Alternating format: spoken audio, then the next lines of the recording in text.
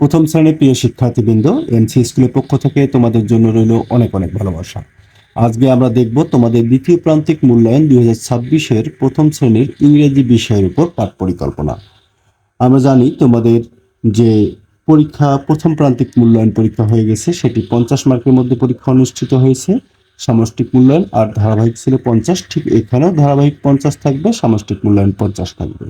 এবং তোমাদের দ্বিতীয় প্রান্তিক মূল্যায়ন পরীক্ষা অনুষ্ঠিত হবে 17/8/2026 থেকে 27/8/2026-এর মধ্যে।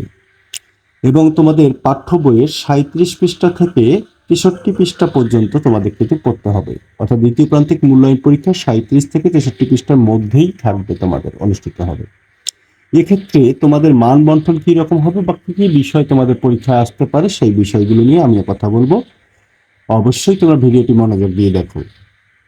এখানে দেখো যে রাইটিং স্মল লেটার, তোমাদের যে ছোট হাতের অক্ষর যেটা আমরা বলি, এই এ থেকে জেড পর্যন্ত ছোট হাতের অক্ষর প্র্যাকটিস করবা এবং ক্যাপিটাল লেটার বা বড় হাতের অক্ষরগুলো তোমরা প্র্যাকটিস করবা। তাহলে ছোট হাতের অক্ষর এবং বড় হাতের অক্ষর দুইটাই তোমরা প্র্যাকটিস করে নিবা, স্মল লেটার এবং ক্যাপিটাল লেটার দুইটাই।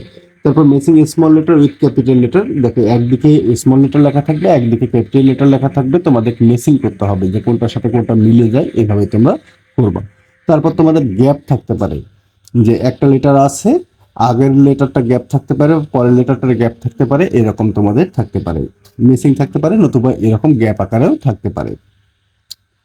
তারপর মিসিং লেটার থাকতে পারে, যে একটা বাক্য দেওয়া আছে, মনে করো যে তোমাদের দেওয়া আছে পেন, PEN, পেন, তাহলে এখানে এই ইটা থাকলো না, তাহলে ইটা না থেকে তাহলে ওই জায়গায় কি বসবে, এইটা তোমাদের গ্যাপ আকারে থাকবে, ঠিক আছে। এটা তোমাদের থাকতে পারে বা উল্টো পাল্টা থাকতে পারে, এটা তোমাদের সাজিয়ে লিখতেও বলতে পারে মিসিং লেটার। তারপর দেখো নেম অফ দ্য পিকচার, অর্থাৎ কোনো একটা পিকচার দেওয়া থাকবে, সেই পিকচারটার নাম কি তোমাদের লিখতে হবে, নিচে লিখতে হবে। তারপর থাকতে পারে তোমাদের হচ্ছে নাম্বার কাউন্ট করা, এটা এখানে গুণে দেখতে হবে তোমাদের কয়টা আছে, 1টা 2টা 3টা 4টা, এইভাবে গুণে তোমার 1 2 3 4 5 এইভাবে তোমাদের থাকতে পারে। এবং তোমার নিজের পরিচয়টাও কিন্তু তুমি ইংরেজিতে লিখবে, তোমার নাম, তোমার বাবার নাম, হ্যাঁ, এগুলো তোমরা প্র্যাকটিস করবা। এই হচ্ছে তোমাদের দ্বিতীয় প্রান্তিক যে মূল্যায়ন পরীক্ষা হবে, সেই দ্বিতীয় প্রান্তিক মূল্যায়ন পরীক্ষার পাঠ পরিকল্পনা। আশা করি বুঝতে পারছো যে তোমাদের দ্বিতীয় প্রান্তিক মূল্যায়ন পরীক্ষা 17/8/2026-এর মধ্যে কিন্তু তোমাদের কমপ্লিট করতে হবে।